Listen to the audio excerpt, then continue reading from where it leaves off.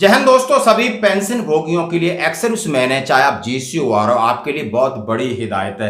यानी कहा है सेना से सेवानिवृत्त पेंशन धारक पीपीओ में दर्ज करवाएं पत्नी का नाम और चेक करें अपनी पूरी डिटेल। हाँ जी दोस्तों, जैसा हमने कल आफ्टर मी फोल्डर के बारे में बताया था, उसी तरह एक कर्नल साहब हैं और जो कि जिला सैनिक बोर्ड के अधिकारी हैं, कर्नल कुलदीप सिंह दलाल साहब ने बताया कि हमारा पहला कर्तव्य, अब हमारे पीछे कोई ऑफिस नहीं कि हम अपने पूरे डॉक्यूमेंट सही तरीके से रखें और उनको समझें। यदि हमारा पीपीओ है तो उसमें हम जरूर ये बात चेक करें ऊपर से नीचे कि हमारा नाम, हमारा डेट ऑफ एनरोलमेंट है, डेट ऑफ डिस्चार्ज है, हमारा पे लेवल क्या है, हमारा बेसिक पेंशन कितनी आ रही है, हमारा कम्यूटेशन ग्रेचुटी के साथ साथ सबसे इंपॉर्टेंट है जो आप ले रहे हो तो सुधर सकता है। कभी न कभी आपके साथ कुछ बैड हैपनिंग हो जाए तो फिर पीछे आपका कौन है नॉमिनी, आपकी वाइफ है, तो क्या वाइफ का नाम दर्ज है, क्या नाम की स्पेलिंग सही है, क्या नाम के आगे सरनेम तो नहीं जोड़ा, क्या उनके आगे आधार नंबर है कि नहीं है, क्या उनके साथ हमारा जॉइंट अकाउंट है या नहीं है,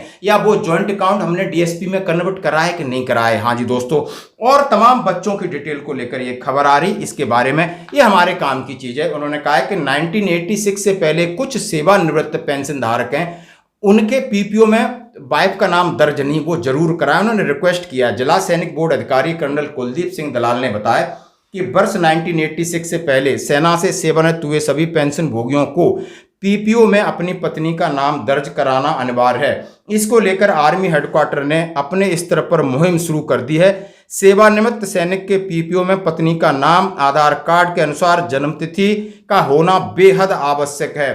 ये सारे इंस्ट्रक्शन आर्मी हेडक्वार्टर से सभी जिला सैनिक बोर्ड को चले गए। जैसा कि फिर उन्होंने कहा कि पत्नी का नाम, उसका आधार नंबर, उसकी डेट ऑफ बर्थ, उसका स्पेलिंग करेक्ट होना चाहिए। कर्नल कुलदीप सिंह दलाल ने बताया कि सरकार की तरफ से बैंकों में सीपीपीसी डीपीडीओ के माध्यम से मिलने वाली पुरानी पेंशन व्यवस्था को बदलते हुए स्पर्श प्रोग्राम से पेंशन धारक के बैंक खातों में आने लगी है। स्पर्श प्रोग्राम को लेकर पूर्व सैनिकों को संदेह का भी निवारण किया जा रहा है। जिन पूर्व सैनिकों को मोबाइल नंबर, आधार नंबर, पैन नंबर स्पर्श के पीओ में दर्ज नहीं, वह भी डीपीडीओ कार्यालय से अपने रिकॉर्ड को दुरुस्त कराएं। जिला के सभी पूर्व सैनिक जो 86 से पहले सेवानिवृत्त हुए हैं, जो सेवानिवृत्त सैनिक स्पर्श के माध्यम से पेंशन प्राप्त कर रहे हैं, वह जिला सैनिक बोर्ड सोनीपत कार्यालय में कार्य दिवस में आकर अपने दस्तावेज दुरुस्त करा लें, उससे उन्हें किसी प्रकार की समस्या का सामना न करना पड़े। उन्होंने बताया कि पेंशन स्पर्श में प्रवृत्त होने पर अलग से नया पीपीओ बनता है, जो पेंशन पाने वालों को अपने स्पर्श अकाउंट में लॉगिन करके कंप्यूटर से प्रिंट करवाने की आवश्यकता है। इसका डाक के माध्यम से गृह पते पर आने का इंतजार करना हो। दोस्तों, कितनी बड़ी और कितनी अच्छी एडवाइजरी है कि आर्मी हेडक्वार्टर का सीधा आदेश है सभी जिला सैनिक बोर्ड को। जिला सैनिक बोर्ड अधिकारी लगातार मीटिंग कर रहे हैं, मैसेज कर रहे हैं। देखो, अभी रिटायर के बाद कोई रोल कॉल नहीं होती, कोई दरबार नहीं होता, ना कोई आपके घर में कोई फोन करके आएगा। आप एक दूसरे से जानकारी लीजिए, लेकिन आपके लिए पहली शर्त मेरी यही है कि आप ये सामने में आपको एक पीपीओ जो आप देख रहे हो स्क्रीन के ऊपर, आप पीपीओ को पूरा सा ऊपर से जाकर नीचे तक चेक कर लिए।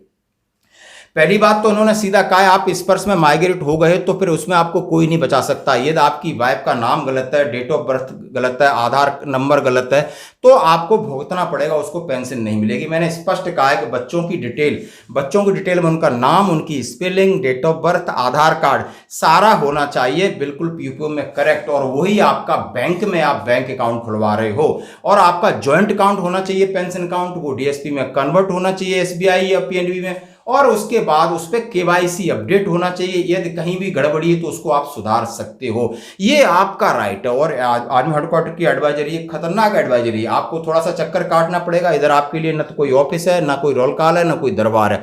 आपके डॉक्यूमेंट हैं, आप सही कराना आपकी जवाबदारी है। यदि आप इस तरीके का मैसेज अपने जिला सैनिक बोर्ड में जाइए, उनके सामने जिला सैनिक बोर्ड अधिकारी से मिलना है, नीचे किसी से नहीं मिलना।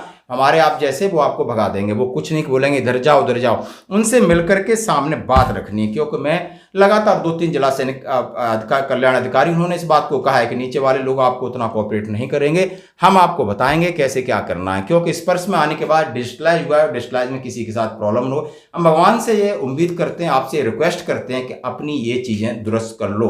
धन्यवाद।